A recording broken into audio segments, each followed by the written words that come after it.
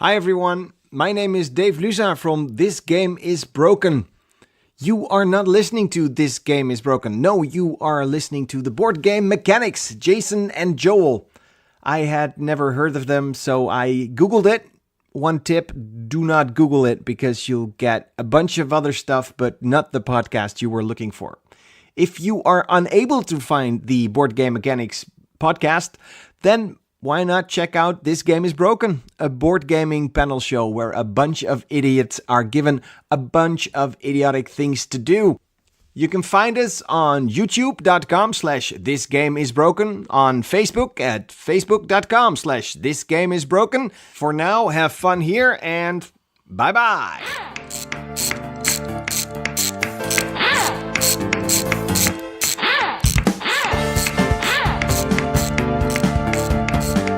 Hey everybody, it's the show you just heard a little introduction about.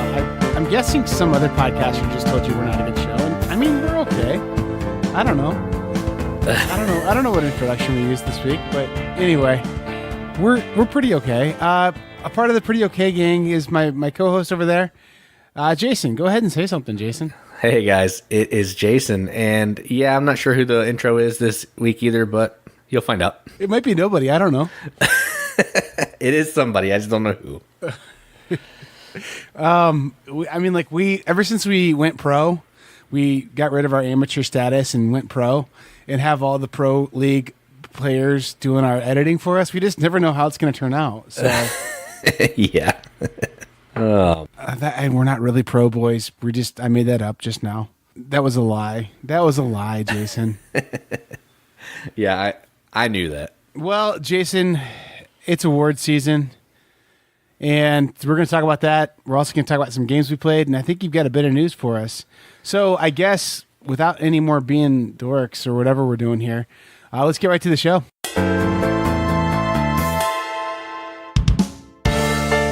All right, so I have two pieces of news, and those pieces of news are a couple games that are on Kickstarter. And one game I wanted to talk about was a game that Picorni mentioned in the Riveted, and it is a game called Paradise Lost.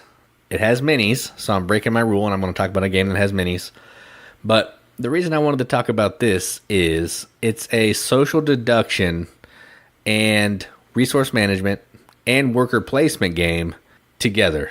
So those are an interesting combination of mechanisms, and I'm not sure how it works, but it seemed interesting enough, and the art is gorgeous, so I wanted to mention it. And if any of you want to check it out, it has 26 days left, so go give it a gander and see what you like.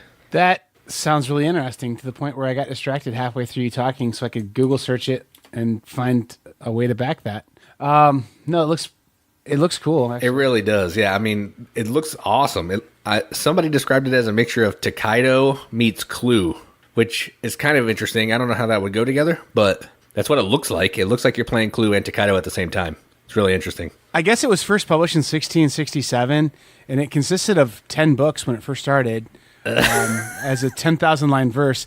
But I might be confused. Yeah, I think that's Milton, man. That's Milton. You're right. I think you're right. Does this have anything to do with Milton?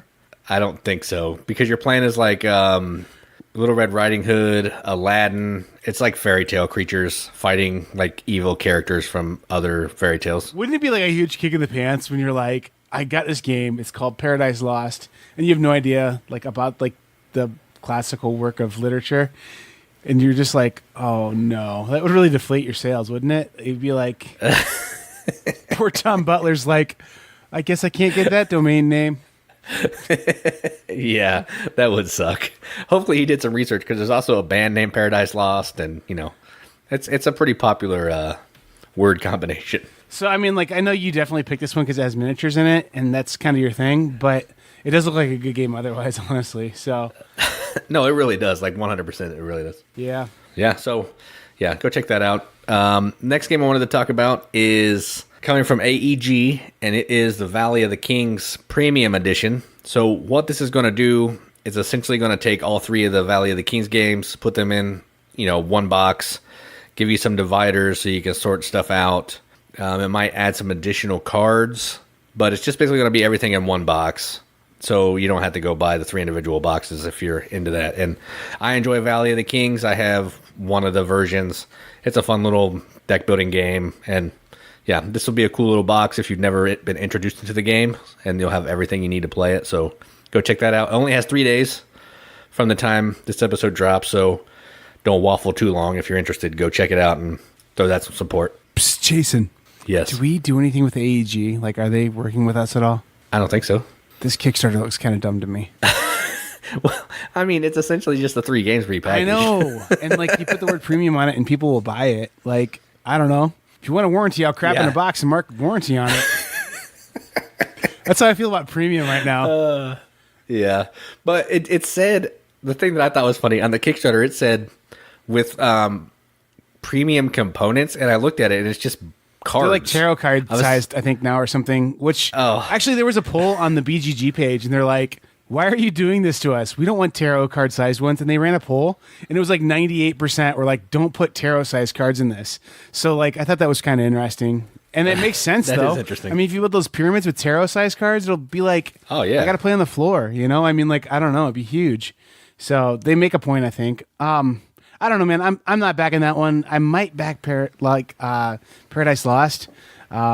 Dude, I considered that too, and that's saying something. Like, it's saying something. It looks really cool and interesting. It looks really neat. And I did back one this week, but then I backed out. I dropped my pledge down to $1 because I was just like, I don't know. And I'm going to be so hypocritical. It was Blood on the Clock Tower. After all that was said last week. I know, but it looks so good. I don't know. I don't know. I'll wait till it's an app, I guess. I don't know. Yeah, and you can also wait till somebody gets in and wants to trade it for, $5 in BGG. I think it looks really. The concept looks super cool. Like playing a murder mystery game that's different and can be flexible and has hidden identities. Super fun idea. Right, yeah. But then I start thinking about reality of it, and I'm like, when am I going to have 8 to 20 people together to play this game and going to be like enthused about playing it and role play it and just be awesome? Never. And then I think about the other thing too, which is I grew up here in the Corn Belt, but I live here in the Bible Belt still. And like, I don't know, man. I know a lot of my friends that I game with are going to be like, the ones that won't play Elder Sign definitely won't play this one. You know what I mean? Like, right, yeah. So yeah. I don't know. And that's not a judgment against this game. Like, I think I'd play it because like my beliefs are bigger than cardboard, but I mean, like some people like really get freaked out by that stuff. So I don't know, man. Like I backed out of it because I just didn't think it would get opportunities to be played. I hate that, but I would definitely play this game. It looks really fun to play. So yeah, and there's a lot of cool stuff on Kickstarter right now. It's firing up again. Kickstarter season's starting. So I think once you hit this Gathering of Friends too, then we start hitting con season. So I think Gathering of Friends is happening like as this episode is being recorded. But I think that's the first like kickoff to con season. Like all the pros get to go from there. But us lowly non-pros, I mean, we pretended like we were pros earlier, but we really aren't. Yeah. We don't get the invite to the Gathering of Friends, so that should be our next campaign. Get Joel and Jason to the Gathering of Friends. That would be awesome. I guess. I don't know, man. Just get to play games, man. Hang out with the who's who of the who's who, you know? It'd be cool, but like the whole initiation ceremony sounds creepy. Where you have to like cut your wrist and like bleed into the grail and like I don't know, it's just weird. I think I saw that in a movie once. Yeah. Well, I think it was a documentary. You have to like swear your lines to the big wooden owl and all that stuff. I don't know, it's weird. I mean, maybe. I don't think any of that's true, but yeah, Kickstarter season's in full swing, and there's actually one that I'm really excited about coming up, and it's kind of fun because I emailed the guy and said, hey, I don't know if you're still looking for previewers or not, but your game looks amazing to me, so I would love to do a preview for you. And he goes, yeah, I've listened to a few of your episodes. I mean, if you want to preview it, it's cool, I guess. No, he was actually really cool. He's been really awesome. So more on that later, because I think we're going to have him on the show at some point. And I definitely am going to do a preview of that one.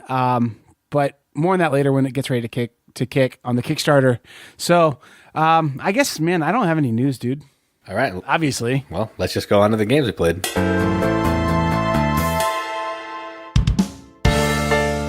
All right. So last weekend, I got to play a couple games. I haven't played a ton of games recently, but I did play a couple games that I haven't talked about before and that I played for the first time. So the first one that I want to talk about is a Freedom and Freeze game, a little tiny card game. It's called Famiglia, or Famiglia, however you want to say it.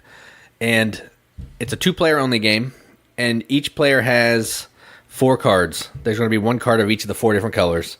And you're trying to use these cards to recruit more powerful cards of that same color. So in order to get, you're going to start out with level 0 cards. In order to get a level 1 card, you have to have 2 level 0 cards to recruit that level 1 card. Then you're going to take the level 1 card, put it in your hand, and you're going to play one of the level 0s down in front of you. So as you're getting newer cards, you're losing some of your less powerful cards, and you're just trying to get up to the level 4, because if you can get to the level 4, it's with a pile of points, and whoever has the most points at the end of the game is the winner. It's an interesting little card game. It has a little too many rules for as simple as it is, and they weren't translated very well to English, so there is that. But I enjoyed it. It was fun. It has cool art. So if you like little 2-player card games, go check this out. And that is Famiglia, or Familia, however you want to say it. I sometimes wonder about Freedom and Freeze games, if like the actual game matches the name, because it's kind of a stretch sometimes to think of words that start with the letter F. Like, I don't know. Yeah, this one does it. It's like Mobsters. Yeah. The new Power Grid being called Fancy Fahrenheit Electricity, but then they spelled it with a silent PF, or just F, I guess. It's weird, but anyway, I don't know. Yeah, pretty cool though. Is this this isn't one of those Fable games either? Is it the fast forward Fable games? No, this is an older game. I got it at Origins like 2 or 3 years ago and just played it finally. Oh, it's ancient. Yeah, it's ancient pretty old really for a card game. Yeah, that's one thing that's been bugging me lately. I'm gonna go on like one of my signature Kratzer rants, which I mean, like, I think people in the industry don't care for them that much, but the people like them. Like, I hate when people are like, "Hey, which game should I get?" And it's like amazing games, Marco Polo, Lorenzo, like just amazing games, Zolkin, all these really amazing games, and then it's like, or the brand new Game of Life new hotness game that just came out last week, and like it wins in a runaway poll every time. Like, we just have such a fetish for new games in this industry. It's so weird. So playing an old game, good on you, Jason. Yeah, this is actually from 2010, so it's almost 10 years old. Yeah, is it on like papyrus, like the cards? Maybe. That's crazy. Wow. Is it like a reproduction of such an ancient game, or is it like really from 20? That's nuts. Yeah, it is nuts. I didn't realize it was that old either. I just thought it was 2-3 years old. No, that's awesome, man. And like, I don't know, old games are awesome. Like, and if you came to board gaming in the last 3-4 years, yes, there's some really awesome stuff from the last 3-4 years, but there's tons of really awesome stuff from years before. And I'm not going to talk about this game this week, but like Kalis, go play that game. Amazing. El Grande, go play that game. Pretty great. I mean, there's just a lot of really good old games. And so good job playing an old game. Yep. Oh boy, what am I going to say that I played this week? Am I playing a brand new? Oh boy, it's not brand new. I'm good. It's like a couple months old. I played Dice Throne. I really like it. When I first played it, I think I messaged Jason a picture of it, and he was like, "How is it?" And I was like, it's okay." And I played with like the most introductory character in the box, which is like a barbarian kind of guy, and he was fine, but he's just so straightforward. It wasn't a lot of fun. It was just all about how well you could roll the die. Second time I played, which was this last weekend, I played with like the most advanced character, like the paladin, and it was so fun because you had to figure out what kind of sets of die you were going to go for, but then figuring out like you're never going to attack big, but you're pretty well protected and you can counterattack. And it was just a much more interesting character for me to play. And then I went and talked to someone else about this game. I said, this game, I was like, man, you have both seasons of Dice Throne on there. And then he showed me his awesome chest with like all 8 new characters in it, which immediately I drooled over and saw that it's not available till July. And I was like, are you kidding me? This is why Kickstarter's still in business, because these 4 months of making us all wait makes us all buy the $95 scratchy lottery ticket of Kickstarter games that we hope it's a good one that we get early, but who knows? I'm going to spend $95 on this scratchy lottery ticket to see if it is one of the good ones that people will be jealous of and wish they had early, which isn't even worth anything, honestly, other than us being, again, fetishizing of the new games. But okay, focus, Joel. Focus. No more rants. Let's just talk about Dice Throne and the good boys that made the Dice Throne game at Roxley. Okay, it's a good game. It's awesome. And then when I talked to somebody else about it and did see his awesome Kickstarter exclusive, not out again until July, Chest of Dice Throne, he was like talking about how he loves playing the barbarian. Like it's his favorite character in all 14 characters he's played. So it's really interesting to me that like I played this character and thought it was so simple and pretty boring. And then he was like, man, the barbarian's my go-to. I love it. And I was like, and it was actually the conversation went like this. I went, yeah, I think it's good. The first time I played with the barbarian. He goes, oh, don't you love the barbarian? It's so good. He like cut me off. And so I was like, yeah, that's exactly what I was going to say. I wasn't going to say it's basic and I hated it. But like, anyway. Playing with that other character though was really fun. It's a pretty neat game. And then I played it again with my wife actually too, without the cards. Like you can play just a real basic version with just your playmats, and she didn't care for it much. But I hoped she would, and I didn't care for it much without the cards either. But I don't know. It's a pretty cool game. Dice Throne.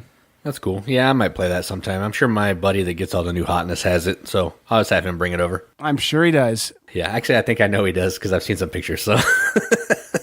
I brought this one into my classroom and played it with my kids, so I didn't feel guilty for getting 20% off at big chain bookseller that gives 20% off to teachers. Nice. All right, so another game I played is, I don't know when it came out, but at least after the first edition of the game, and it is called Sonar, and I got this at like a bargain quest for like $2, so that kind of drew me in a little bit because, I mean, a game for $2 is pretty sweet. But it is. I played this. I only played it as 2-player, so each of us were doing the captain and the engineer because this is just a 4-player version of Captain Sonar, and it's done over turn base. So you know, I take a turn, the other players take a turn, and I actually enjoyed this better than Captain Sonar only because I felt like I was doing more because I was controlling the two different things, and I liked the back and forth of it. I don't like the hectic nature of Captain Sonar, and I just feel like it's hard to discuss rules in Captain Sonar because everybody's just playing, and if you want to stop to get clarification on rules, you got to stop the game and then go into all that, and I don't know. I just didn't love it. So this is more my speed, and at 2 players, it was really fun. It's like a jazzed up version of Battleship. Similar, pretty much. This is just like, hey, I'm going up, I'm going left, I'm going right, I'm going down, and you're trying to find the other person and blow them up twice. I enjoyed it, and my buddy enjoyed it, so Sonar, that's my second game. So people who don't know Sonar or aren't up to speed with like sales, it's on pretty good sales a lot of places. Like I think you can find it on Target.com and places for like under $10 right now. Maybe not quite that good, but it goes on really good sales sometimes because I think they printed a ton of them and then sold a few. But it's rock solid by all accounts. I mean, I haven't played Sonar, but I've played Sonar on my Captain Sonar when I had that. And so my thoughts on it are this: if you're one of the people who doesn't know about this game and you think that sounds cool, like seriously, there's really good bargains for it. And anytime you get a game on a bargain, it just feels like it's such a better game than if you pay full price. I agree. Like Craftwagon is like the best game ever because I paid $11 for it, and I'm like, oh, this game is amazing. It's so good, and it's because it was $11 partially. But I mean, like, it's a good game. It's a perfectly good game. I don't understand why it was so cheap. So right, yeah. But anyway, yeah. But then the other piece too is if you have Captain Sonar and you're like, nerds, I have the Captain Sonar box, not Sonar. It's fine. Just go to Board Game Geek. You can print off Sonar instructions and play it with your Captain Sonar game. So that's pretty cool too, because the components are all like that you need for Sonar are in the Captain Sonar box too. Right. So, Yep. which is pretty cool. So anyway, yeah, Sonar is a cool game, Jason, by all accounts. I mean, like, and I definitely played Captain Sonar and I played turn-based Captain Sonar. So I think I have a pretty good feel for it. But yeah, I could see we're doing 2 rolls at once makes it better for sure, or more than 2 rolls even, I guess. Doing a lot of things. So pretty cool. Yep, I liked it. Well, good. This game that I played, Jason, is one that I played without the expansion, and there's a hot expansion for it. So I know you're all thinking, Joel's going on this real anti-hot new stuff fetish. That I used the word fetish like 4 times. This is gonna get marked explicit now. Effing explicit. We just need like a soundboard that does that. So I mean, like I really do like new stuff, but I didn't play this one with the expansion. So I like the old one still. That's Bunny Kingdom, and I'm not sure where I would see where the expansion would make this one too much awesomer. Like, is that a word? Awesomer, more awesome.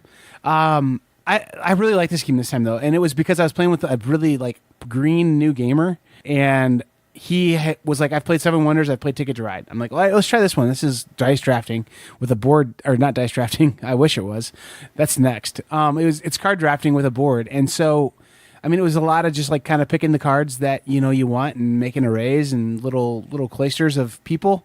A fief or a fife, I don't know how you say it, of rabbits, and then trying to like make the wealth of those things really high. And then there's like these parchment cards in there. It's a pretty neat game. And I played this one 4 or 5 times and always thought it's fine. I don't understand what's so great about it. Well, then I got it out this time, and it would definitely qualify for games that just keep getting better and better and better. So the opposite of what we did last week. And I think it's pretty good. I think it would be a top 100 game for me right now. I really enjoyed it. Yeah, I haven't played this one, so I may have to give this a go, because drafting's kind of fun, and like the area majority or whatever of the bunnies looks kind of neat, so I may have to give this a go. What I like about it is the best part of drafting games is drafting the cards, like picking the cards you want. And the worst part of drafting games is when after people draft their cards, they've got to think for like 5 minutes about how they're going to use their drafted cards. On this one, it's like bingo. So it's like, it's really hard to pick the cards. Like, not hard, it's an interesting choice. But then once you pick the cards, it's like basically done. And it's not a lot of thinking. So you keep going with the drafting pretty fast. And there's not a lot of AP going on with the card drafting. It's pretty simple decisions, like pretty straightforward, but interesting decisions. And like, it has that thing of when you have a handful of cards, you want them all, that thing. So it's just tough to pick the ones that are the best, So I don't know, really cool game. I would suggest it to about anybody. Cool. And this week, we are going to talk about our thoughts on the Golden Geek winners, because that's what we wanted to do. It's nice to make fun of other people's awards because they're not as cool as the BGM seals. So that's where we're going to leave that. I think that honestly, the Golden Geek Awards are probably the most viable. Okay, in 2018, Joel Kratzer, me, thought that the Golden Geek Awards were the most viable awards because they come out kind of later after more people have been able to play them, and they're voted on by more people. And I thought that it was definitely like one that had more like, hey, this is what the people think and this is what the people want. So I still think that probably, but I don't know, man. This year feels weird. So I guess we'll get more into that as we talk about it. Yeah, this year's kind of fetishy, I think. Jason. Now it's like double explicit. Jeez. Yeah. All right. So what we're going to talk about only the published board games. We're not going to talk about the apps or the podcast or the print and plays. There were, I think, 4 categories that I left off that we're not going to discuss. But it'd be like super braggy of us to talk about the podcast when we won. I mean, so. Yeah, that's true. Or didn't even get nominated at all. Yeah, that's one of those statements is true. We're the Captain Beefheart. I told you that. Like, we aren't appreciated in our own time. Yeah, eventually we'll get some appreciation. We are. We're getting a lot of love. You guys are awesome. Yep, agreed. All right, so the first game we're going to talk about is Board Game of the Year. And that award went to Root. And there were 2 honorable mentions, or runner-ups, I guess is what they're calling them. And those are Brass Birmingham and Architects of the West Kingdom. This is our first time doing this because, like, I don't know, probably better podcasting would be don't start with the biggest award and then also like go like the nominees were and then the winner was. But we're new and it's okay. That's why we didn't win Podcast of the Year either. Right. Yeah, but everyone knows what these awards are at this point, so there's really no reason for that. Yeah, maybe. Yeah, Root won this one. Good job, Root, winning winning an award. Good job. You won an. We'll just keep going here. So, of these 3 games, I've only played Architects of the West Kingdom, and I mean that's a good game, but I don't necessarily think it should even be in the top 3 of this list. I mean, that's crazy to me. Yeah, I've played Brass Birmingham, and it's amazing. And I would say it's darn near my best game of last year. I would say, yeah, it's really good. But that said, that's like saying, like, and the Grammy goes to the remastered version of Star Wars. What? Wait, what? Like, because, Yeah, I don't know. That's true. Like, that's kind of how it feels to me. So, Brass Birmingham is cool, and it does add quite a bit to Brass, but it's still Brass. I mean, honestly. So, I don't know. It's got ale though, so I don't know. It's different. I'm not gonna fight it being on this list, but at the same time, I think it should be considered that Brass has been an awesome game for a long time, and I don't know that it's a new release for last year. Yeah, I don't disagree, but that's enough with that one. We'll probably be talking about some more of these games at least one more time. So the next, maybe. Yeah, maybe. The next category is 2-player game. The nominees are Keyforge. There you go. Good job, buddy. Fantasy Flight Games, War Chest from AEG, and Duelosaur Island from Pandasaurus Games. And the winner is Keyforge. Jason knew all those publishers without having them written on our notes. That's pretty good, bud. I know. I'm actually impressed with that, too. I don't think I had a clue about War Chest. I would have been like, War Chest from The Box Looks Ugly Games. It really does. Man, AEG is getting the heat from us this week. Oh, that's funny. And then here's the thing. Okay, like somebody who works in public relations for our podcast is going to go tag them and be like, hey, your episode's about you this week. Which is really cocky of me to think that anybody would listen to this show. But I mean, like, it's almost like somebody did that last week with Cool Mini. They're like, hey, Cool Mini, we throw you some shade. Come listen. Yeah, I mean, you got to do what you got to do, man. Any publicity is good publicity. I'm fine with it. Yep. So I haven't played any of these games, so I can't really talk about any of them, but Keyforge is all the rage, so that makes sense to me. Keyforge is great. It's one of my favorite games of last year for sure. And it's amazing. It's an amazing game. I will say that. And Jason, for I guess it would be $20 for you and Katie to play, but for the little bit of money that it would take to buy a deck of Keyforge cards, it's super fun. And it's just so fun because of a couple things. One, it's like that like cool strategic card game where you're trying to find like, synergy between cards and try and make things pop and do really well for you by managing these cards in your hand. And then it's just like that fun duel of back and forth, like trying to figure out, well, I'm going to get hit, but I can't feel bad and get tilted and then not hit back. You know what I mean? And like, so it's that dueling thing is really fun, but then just the cards, they do work together just so well. And the final thing too is whenever I play Magic the Gathering, every time I play Magic the Gathering, I always look at the cards in my hand and go, well, this deck build sucks. I got to go fix it and put some other cards in it and spend money on them. And in this game, you can't even do that. So it's like, okay, this is how this deck's going to be. Let's make it work, So I don't know. I think that's pretty cool. All those things make it, I think, a very, very strong nominee and winner for a 2-player game. And I don't know. I have not played War Chest for sure. I've played Dinosaur Island. I haven't played Duelosaur. My local scene, a lot of people like Duelosaur a lot, but I don't know. I think Keyforge deserves it. It's a great game. Yeah, of all three of those games, like War Chest was popular for like 4 minutes. Like it was on a lot of reviewers' lips, but after that it just like fell off the face of the earth. Duelosaur has the Kickstarter effect going for it, so that helps. Yeah. But Keyforge, man, it's everywhere. So that's definitely the solid pick there. I mean, a nothing designer from a nothing company coming onto the scene like this to cause such lightning is just crazy. That little known Dickie Garfield and the Fantasy Flight Games were able to come and make this game happen. It's pretty great. Agreed. It's a real comeback kid story. The triumph of Kickstarter. Yeah. All right, moving on.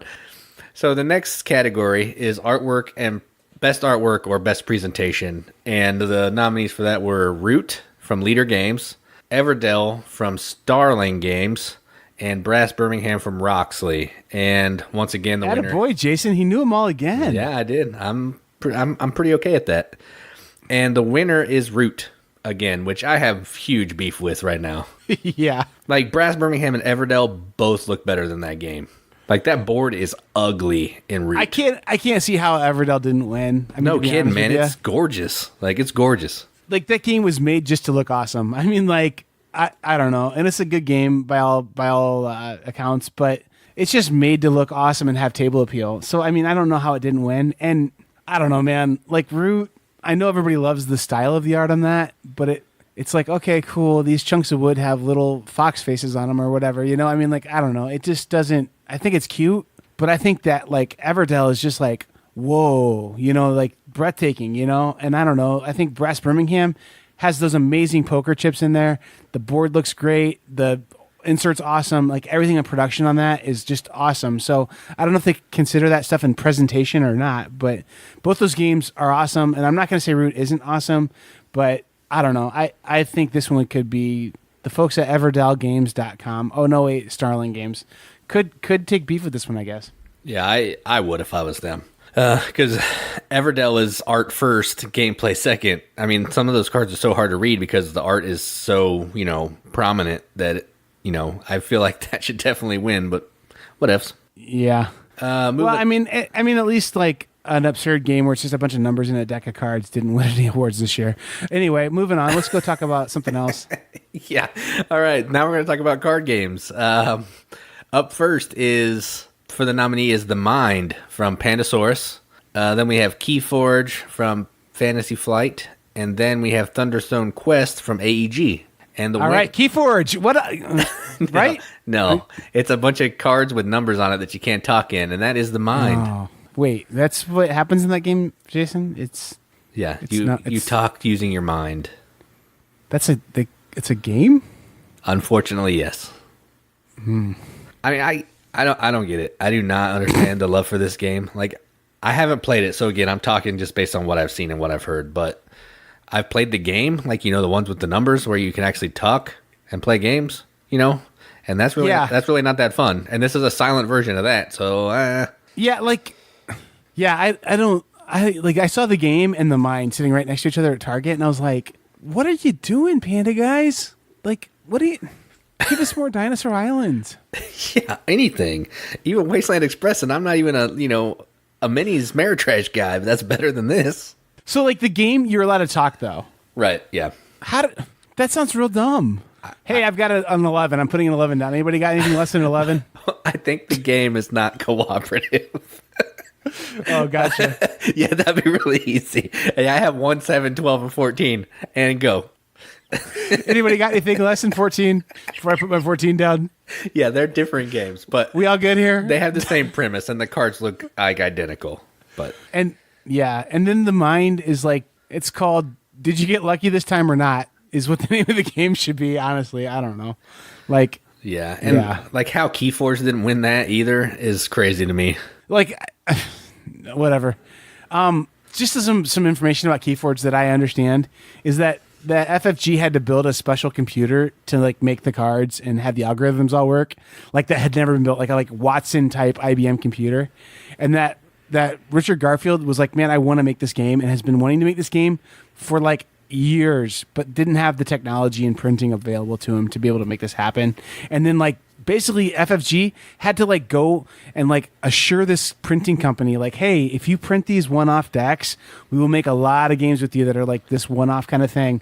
So I mean, like, I get that The Mind is a very, very good game, but I mean, I feel like Keyforge had a lot of just cool stuff going on for it. But anyway, then you know what's crazy about this is like if you had to guess who the guys that have a podcast that would be like Keyforge should win and not The Mind, it wouldn't be us. Probably. No. And we're saying that. So, I don't know. That's crazy. Anyway. Well, I mean, like, I guess The Mind is cool with winning an award. That's fine. I give them a award. It's fine. Yeah. All right. Up next is the cooperative game category. And the nominees are Chronicles of Crime by Lucky Duck Games. Oh, yeah. That's a good game from all accounts. I mean, like, it's cool how it uses that phone. I'm glad they won. Another nominee is Detective from Portal Games. Oh, that one's cool too. That one's another kind of cool mystery solving game, but I like how it uses technology. It's really innovative. Pretty cool game. I guess I didn't know who won yet, but one of those two would be a good winner. Well, maybe. And the third nominee is The Mind from Pandasaurus Games. And cool. the winner is The Mind. You're telling me a game that you can't talk in is better than both of those other games. I have Chronicles of Crime on my shelf. I haven't played it yet. Just looking at it, it looks better than The Mind. Like, I don't get it. It's because we are The Mind as board game fans and friends. Like, we have a hive mind. We do. But what if we did a podcast like we're playing The Mind, where we couldn't talk to each other? We just had to move our eyes and our lips. That's a great idea. All right, Jason. For this next one, we're gonna do it The Mind style. I can't even do it. Oh man. All right. Well, that's a cool award that won for lifetime achievement titles for Board Game Geek. The next award is the best expansion, and the three nominees. Well, there are more nominees, but the three that were listed as a winner and runner-up are Scythe, Rise of Fenris from Stone Mine. Yeah, and I can't believe this. This is the one that I'm the most incredulous about, just to be honest with you. But anyway, keep going. So Scythe, Rise of Fenris. The next nominee is Terraforming Mars Prelude, And then the third nominee is, well, the third winner is Root, the Riverfolk expansion. And the winner was Scythe, Rise of Fenris. If Root won this one, my table would have been flipped. Because it's like, is it an expansion if it comes out day one with the game, basically? I mean, like...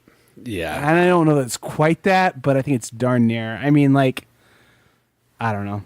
And I mean, here's the other thing, too. I have this, like, love-hate relationship with Root. I hear it's awesome. I hear it's a great game, and I hear it deserves to win a bunch of awards. And I hear it's just really, really good and innovative and cool. But it's still at the heart of it a war game. I mean, say what you will, it's got combat kind of stuff in it. Yeah. And so that people don't like that, including me. I'm not terribly fond of that. And then it's that whole thing, too, of like, all right, everybody, let's get together and play one of my 300 board games. And we're going to make it Root this week. And then we probably won't get together for another month with the same group of people. And we all want to play something different. So we can play the learning game of Root and then never play it again and never get to enjoy the full like breadth of the game. So, I mean, like, I don't know. That's my thing with Root. That said, I've had it in my Amazon shopping cart 4 times, completed the order, and then canceled the order because I'm just so back and forth on it. So if I'm totally wrong about Root and you think it's amazing, like give us a comment on the wall or something. I mean, like, tell me why it's awesome. Tell me what I'm missing out because I want to like this game a lot, and I've ordered it a bunch of times and canceled the order because I know the other thing too is when you win a bunch of awards like this game is ripe to be come July 1st, $300 on Amazon because it's going to be sold out again. I mean, like from a little publisher like that, it just is going to be. So, like, tell me if I should get it. Tell me if it's good. Anyway, moving on. And I'm just really happy that the winner on this one wasn't with the Root expansion. Yeah, that would have really been crazy because Scythe has been like that's like the bee's knees of expansions. I haven't played it, but just the fact that something would have beaten that would have been crazy. Stonemeyer knows how to do expansions. I will say that. That's for true. Sure. And that's true. And this one's just got awesome modules in it, and some of them are as game changing as Wind Gambit, which was a hugely game changing expansion. So 8 of these little modules in there, or I think maybe even a little more than 8. I think there's 8 sessions, maybe 12 modules. Pretty awesome. And like I really haven't been able to tackle this stuff yet. But just man, it makes me drool. So yeah. Anyway. Cool. All right. So the next category is family game. And the 3 winners for this are, in no particular order, Welcome to, which I'm not actually sure. I think that's Deepwater, The Mind from Pandasaurus, and the Quacks of Quedlinburg from North Star Games in America. I'm not sure of the German company. But the winner of family game is the Quacks of Quedlinburg. And I agree, 100%. You have no problem with that at all, Nope, I'm sure. I do not. I agree with that 100%. I own 2 of the 3. Not The Mind. I mean, like, I don't know. Like, the other thing, too, about The Mind is, I guess it's kind of that thing now, too, where it's like, it's everywhere. Like, this game's everywhere. It's like the code names of this year. So, like, it's like, hey, did you fill your tank of gas up at the marathon station? Well, come get your free copy of The Mind, because that's our promotion we're running right now. I don't think that's true. But anyway, Quacks is pretty awesome. I like it quite a bit, actually. And Welcome To is really good, too. It does that whole, like, Racco thing pretty well. And I think there's yet to be a roll and write, flip a card and write, I guess, in this one, game better than Welcome To, in my opinion. Yeah, I've played Quacks and Welcome To, and I like both of those. I agree with both of those winnings. Both of those games a lot. So, yeah, I like that one. Yeah, I mean, like, I could see where The Mind would be fun with certain groups, and it'd be fun a couple times, but I don't think anyone's going to be playing The Mind in 3 years. Like, I just don't think it's going to be happening. Like, it's the same thing as, I mean, were you into gaming when Hanabi was around, Jason? I mean, like... No, I didn't play that then, no. But same thing with that. I mean, like, people played it like crazy, and then it was like, okay, I get it. I can't see the cards, you all can. And it was, like, kind of a neat little gimmick, but it's done. I think the same thing's going to happen with Mind. I think it's just going to be a game that we forget about in 3 years. And you know what? In 3 years, at me and be like, hey, at the Kratzer on Twitter. Cheap plug for myself. You're wrong. The Mind's still getting played. My grandma and her friends just did it. Well, good for them. People still play Racco, too. But, like, I think, honest to goodness, before it's all said and done, The Mind's going to be one of those games that you're going to... Oh, it's going to be fun. It's going to be those, oh, you like games? I love games, too. I've been playing The Mind a lot lately. It's going to be one of those games, honestly. So, yeah. And we're going to go, oh, cool, The Mind. I'm glad you like that game. Yep. All right. So moving on from the mind. Whatever the category is. Family game. We are going to go to the most innovative game. And the games that were given the win and runner-up are Root from Leader Games, Chronicles of Crime from Lucky Duck, and Keyforge from Fantasy Flight. Oh, easy. Chronicles of Crime was super innovative with that like VR headset thing and like its integration of technology. Like that's pretty. And then I guess it's hard to not give it to Keyforge too because it has that cool like QR code thing that was super innovative too. And every deck's pre-built. I mean, those are both hugely innovative games. I'm not sure why Root even was nominated. Like, what's innovative about that? Like, it's an asymmetrical war game. Yeah, it's a good thing that it didn't win. Oh, wait, it did win. Root. Wait, what? Yeah, I saw this one too, and that's crazy. Keyforge is definitely the most innovative game that came out last year. Like, every deck is different. Every single deck. Right. Like, the fact that Root... And they're all pretty well balanced. Like, I played this game competitively in, like, a few tournaments now, and, like, honest to goodness, every match is close. Like, it's always 3 stones to 2 stones. I mean, like, honestly, like... Or get our keys, 3 keys to 2 keys. I mean, like that's kind of like how every match goes. Like it's not like you ever seen anyone get the floor mop with them, and that's crazy. Like a random number generator is getting that close on all these. Like just insane. Yeah, that's crazy. Yeah, I don't agree with this one at all. But c'est la vie, I guess. I didn't vote, so I can't really complain. Somebody gets a game from Rado and they start saying c'est la vie. What's that about? That's true. Oh man. I smelled the box too. I gotta say. Well, that was someone's comment too. Yeah. If you start remarking on what's said to the game.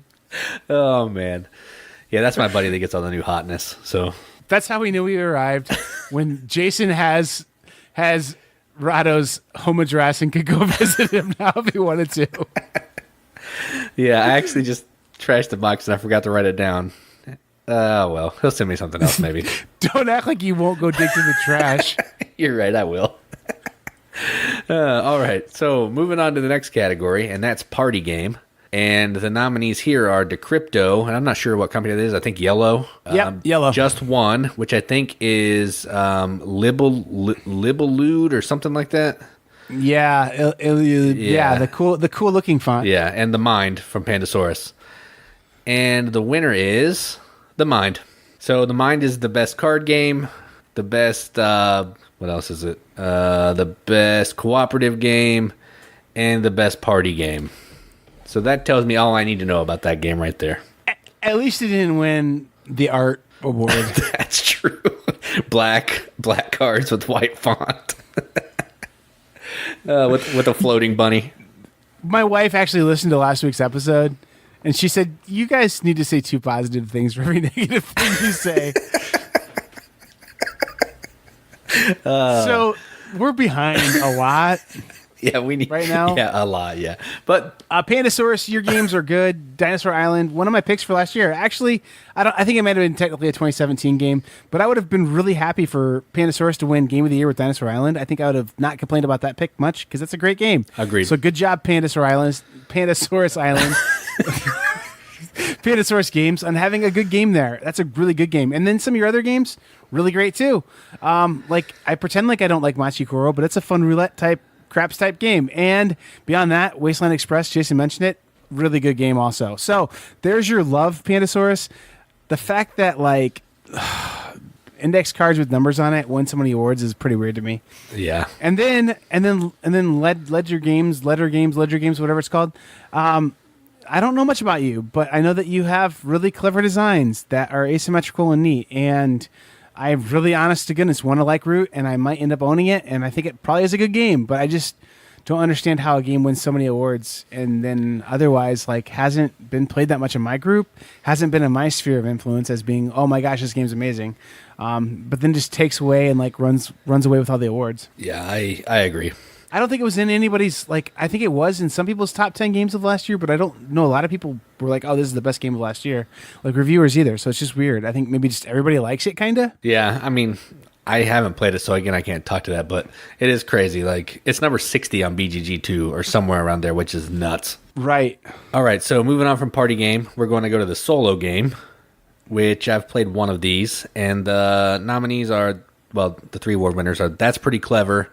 I'm not sure who did that, but I think that's one of the The like rainbow-esque thing. Oh in yeah, the United States. it has an S. Yeah. I don't know. Yeah. Same company that did Quacks Right. overseas. Right. Whenever it was called Die Schlaften ganz Salfkindleich. Die Quacksalber van Quedlinburg. Is that what it really was? Yeah. Jason, how did I know you'd know It's that? Wolfgang Warsch is the designer of this one, I'm pretty sure. Same guy as Quacks. And then the other one is Welcome to from Deepwater and Chronicles of Crime from Lucky Duck. And the winner of Best Solo Game is That's Pretty Clever. I haven't played it. I'm not super into roll and writes, so I can't talk to it. But all these are fine to me. It seems like it would be the best one to play solo. And I know that it definitely has a very popular app that you can get super cheap and play. And actually, it's crazy. The sequel to this game is already out in the app form, but I don't think the published like board game form of it is out yet. So that's pretty crazy. That is cool. We're not going to spend too much time on that because it is what it is. I hope I didn't say any like nasty curses in German when I was making these German noises there. You may have.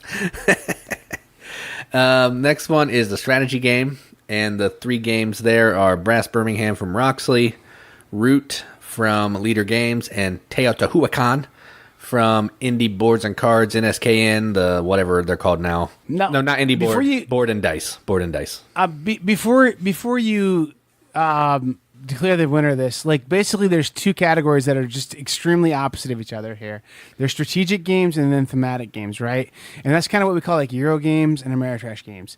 And so those games are like, if the Venn diagram existed, there would be no overlap, right? Like those games aren't the same. Except for maybe Blood Rage, yeah. Yeah, they're real different, right? So, okay, just wanted to make sure they got out in the open and clear. Yeah. So strategy game winner, who won strategy game? That was Brass Birmingham.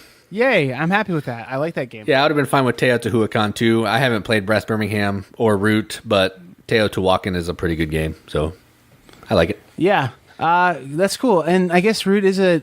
I thought it might be a thematic game, but it seems like it's a strategy game. That's pretty cool.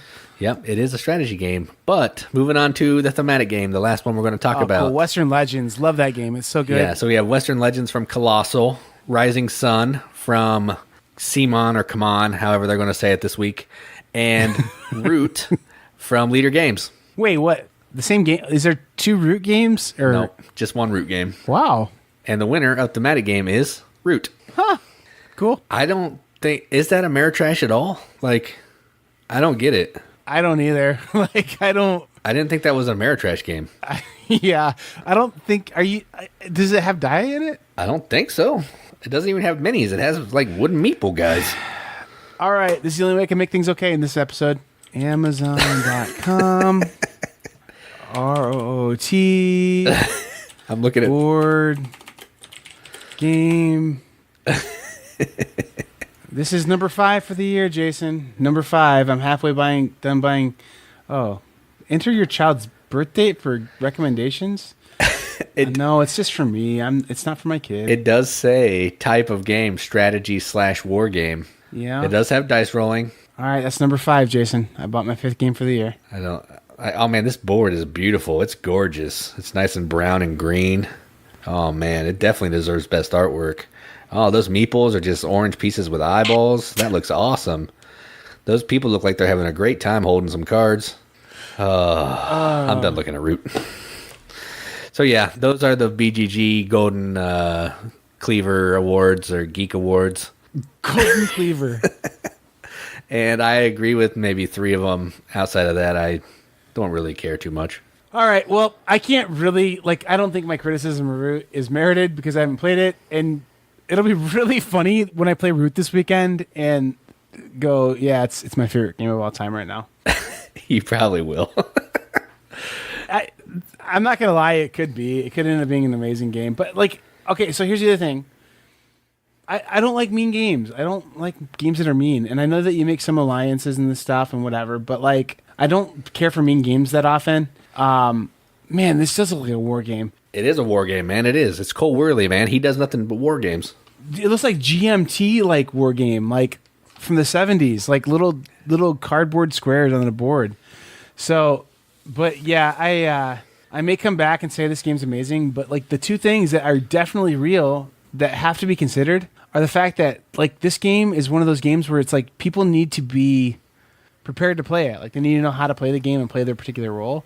Because if not, like if you're the guy who owns the game, from all accounts I've heard, and I've heard people who've played this game quite a bit say this, I had to play everyone else's game for them, like because they didn't know how to use their powers and they didn't know how to be competitive. And so, I mean, like, I don't know, I guess, and I sat adjacent to a group playing this game about 3 months ago, and they were having a good time. But, like, it took a really long time. We played about 4 games, too, in the amount of time it took them to play one. Because, again, it takes forever to explain. Right. So, I don't know. I mean, like, I guess it just, I don't know. It feels weird that they won so many awards when other games, 3,000 games came out last year. And Root's the one that wins, like, every award and the Mind. And I guess I don't have as big of an issue with Root as much as I do with the Mind. Like, Yeah, I agree. I don't know. I think Root's probably a perfectly fine game, to be honest. And I just don't want us, my complaining and my being upset about these awards is way less about Root and probably even less about the Mind than it is about us just being so like hive-minded in the world of board games. Like, find the thing you like and do it and be happy with it. And so I guess the end of my rant on this is going to be this. I had a comment, and it's fair. Like, a guy was like, why aren't you guys mean and nasty when you do like your reviews of games? Why don't you say things are bad? And 2 things. I think your response to him was perfect. It was like, I don't have time to play bad games and review them. Like, I just don't. Like, I'm not going to spend my precious limited amount of time playing a game that I feel like is probably going to be pretty bad and then giving it a review. And like, that's totally true. Totally great. But the other thing too is I don't care what game it is, man. It could be Gear World: The Borderlands, which I've spoken badly about repeated times and for years. Somebody out there loves that game, and that's cool. I'm glad they love that game. And not only that, somebody out there designed that game and play tested it hundreds of times, and like other people were inspired by that game to make their games. You know what I mean? So like every game out there, I don't care what game it is, people like it, and good, man. I'm glad you like them. I'm not gonna get all like up in your business and be like you're dumb. I mean, like, you can like what you want to like. So if you like Root, like it, and I probably will too. Honestly, like I'll probably be a real sour boy about how much I love Root next week. So just do you, man. Like, enjoy the games you want to play and enjoy them. And like, that's why Jason and I are pretty positive with our reviews. Like, I think every game I play, I'm like, I can see why someone would enjoy this game. I can see where this thing would be interesting to a certain kind of gamer. And that's why, like, I think, like, with my reviews, I've started to categorize why I rate them the way I do. Like I say, is the theme good for everybody? Yeah, it's great for everybody. Is the heaviness great? Is it going to have good, ability to get on the table? For sure. Is it a fun game? Yeah, it's a really just fun game. Is it a like thought-provoking and deep game? Maybe. So then I like average those things out and come up with a ranking. Whereas like I think a lot of times reviewers say, this game's good or this game's bad. Don't even put like kind of a number on it. And it's just kind of like, it's like, really, why did they say that? They said what they did, And so I don't know. That's why I'm trying to be a little more that way with my reviews, I guess, explaining that. But also just, I mean, I think every game has something to it that's just, it's cool. Like, something about it's cool. So, and somebody's going to like it. So I try and highlight those things and not really look at the negative things too much. That said, we sure did bash the Mind in Root this episode. And I'm sure Root's great. And I know the Mind is probably fun for a few plays. But anyway, that's it, Jason. I'm going to make a sound now of me climbing off my soapbox. Here it is. It was a box of glass soap. Yeah, man, I don't really have much else to say. I mean, we've kind of beat this dead horse. So, yeah, I think we can wrap this beast up. Jason wants none of his statements redacted. He wants to be full harshness. And that's because he really is the nasty man of board game reviews. No, I had something all prepared to say about Root, but then I'll just keep it to myself. Was it pretty hot? A pretty hot take? I was just going to compare it to my plays of Vast. Like you were talking about how people were, how that guy had to play all the roles because no one else knew how to play. And I've played Vast. I was just talking to Katie about this today. I played Vast 4 times, and I feel like every time I never get to enjoy the game because I'm always playing with people who've never played before. So I have to play the same role. I have to teach them how to play their role. I still think I'm missing rules because when you have 4 different people playing 4 different games, that you're not going to know what everybody else is able to do. So I don't know. It's just it took us 4 hours last time we played that game, and I don't really want another game like that. So that's kind of why I'm harsh on Root. Well, the good news is the number 1 game on the hotness right now, Jason. If you go to Board Game Geek as of the time of this recording, I mean, I think we're getting past that call to the new. Because the number 1 hot game right now on Board Game Geek is Unpublished Prototype. I did see that. What the heck? we're definitely into Cult of the Future for sure. Unpublished prototype. What the crap? New game, top secret. It doesn't even say who it's by. What in the world? I think it's just like, hey, this isn't designed by anyone. This is just the idea that I have an unpublished prototype that I wanted to use this thing for. I don't know. That's hilarious, man. That is hilarious. It's funny that 950 people have made comments about it, though. There's a video, a review. It says, a review of reviewing.